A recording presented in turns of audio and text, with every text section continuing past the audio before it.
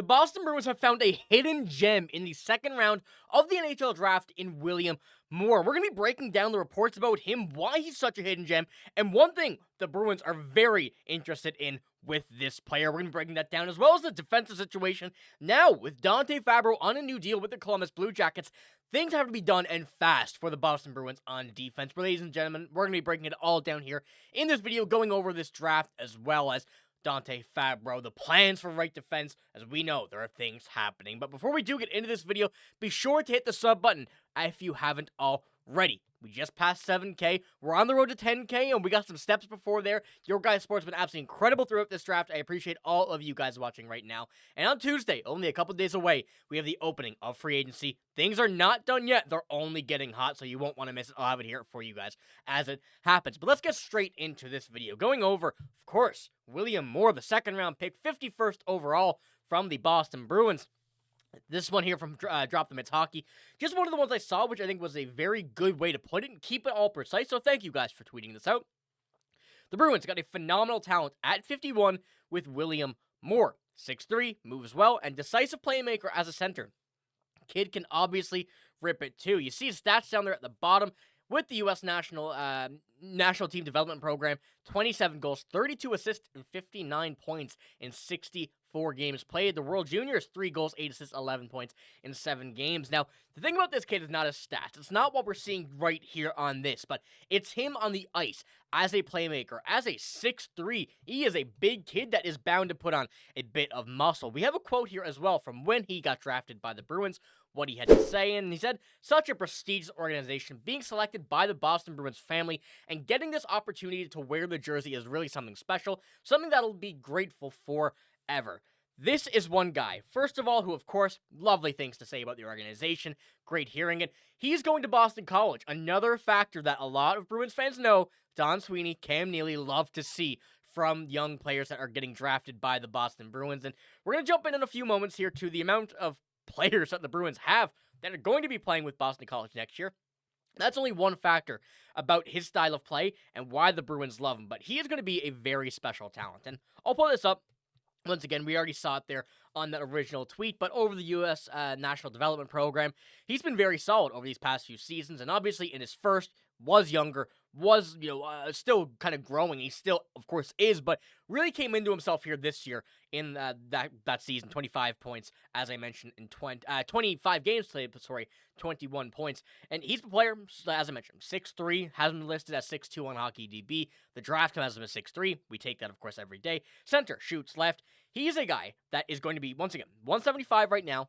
Not a small guy by any means, and it still has a lot of room to grow. He's a player that the Bruins are certainly going to be taking into consideration as a possible number 2, number 1 center down the line, and a lot of people expected him to be gone by this point, and I think this is why such a steal. As we do go and take a look through the Elite Prospect rankings on their website, there are very, very, very few people that have him down in that realm of, even past the 30s.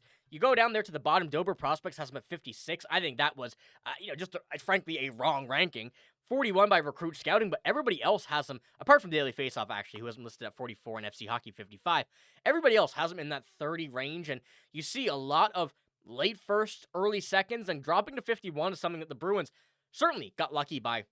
There have been reports about Cam Neely and Don Sweeney scouting him in Dallas earlier on through, I think in April they mentioned. So this is one guy that they've had their eyes on for quite some time, and they managed to get their guy without having to trade up to get another player, and it's once again another safety net kind of thing that they're looking for when it comes to the centers that the Bruins are in desperate need for. And I think that's something that is a very underrated thing to say, in desperate need for, because they have to get some centers. Whether it's right now, of course, we don't know what's going to go with James Higgins. Will he be with the Bruins next year or not?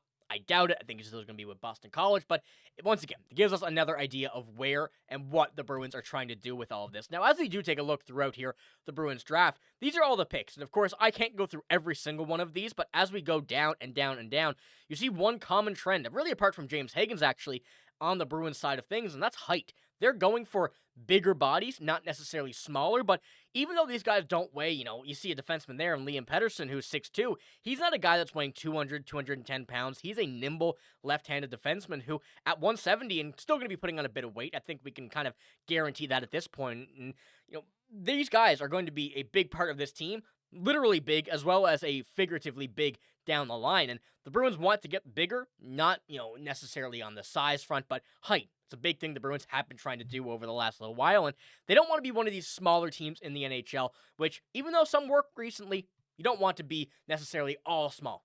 Not great for, net front presence and all that stuff. And the way the Bruins have been playing, and especially under Marco Sturm, they're looking to get in dirty areas. You're going to need guys like this for the future. Now, one thing, as I mentioned, the Boston College side of things. Jim McBride tweeted this out.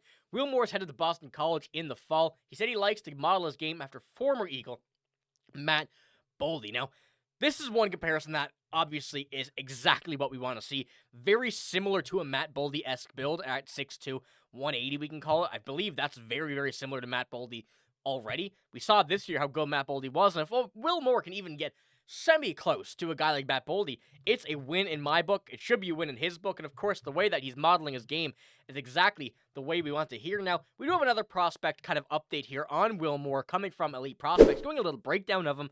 They said he does a little bit of everything from mid to high-end plays, right down to the finest details. In his best games, he manipulates defenders with drive and crossover rushes, lands look-off passes, crashes in the net, and puts on a down-low clinic. With possession, he drives wide, gets the defender to follow, and then instantly cuts aside for a better look. And even the way that Elite Prospects has it listed here, eerily similar to a guy like Matt Boldy, and the way that these guys are going to be developing in Boston College, and the sheer amount of players the Bruins have at Boston College. I believe they're going to have 6 next year, including Dean Letourneau, Will Moore, Oscar Jelvik, James Higgins.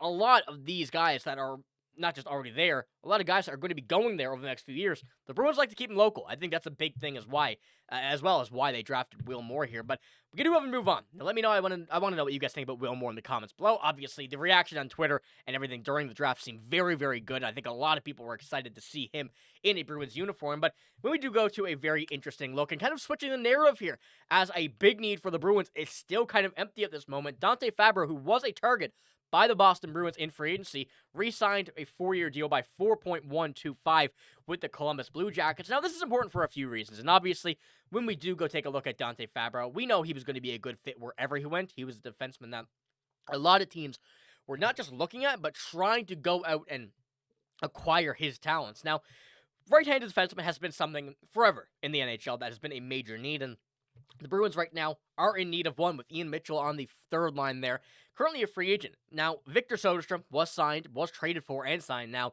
on this team here. Could be a third right defenseman if needed. We know the Bruins are still looking to go out and try and get Henry Okiaru.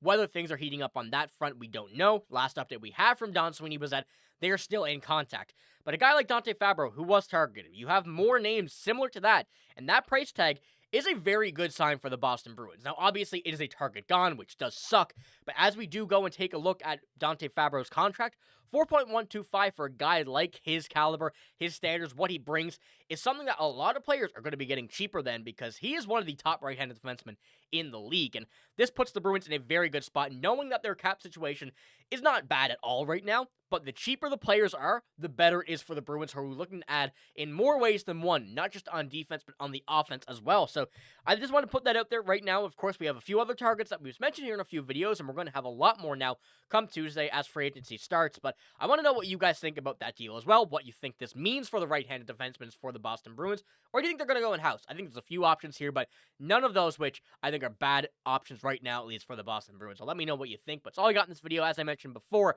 If you haven't already, and you're looking for your Bruins news, be sure to hit the sub button. I'm going to have it all here as we get into a week full of free agency and full of videos.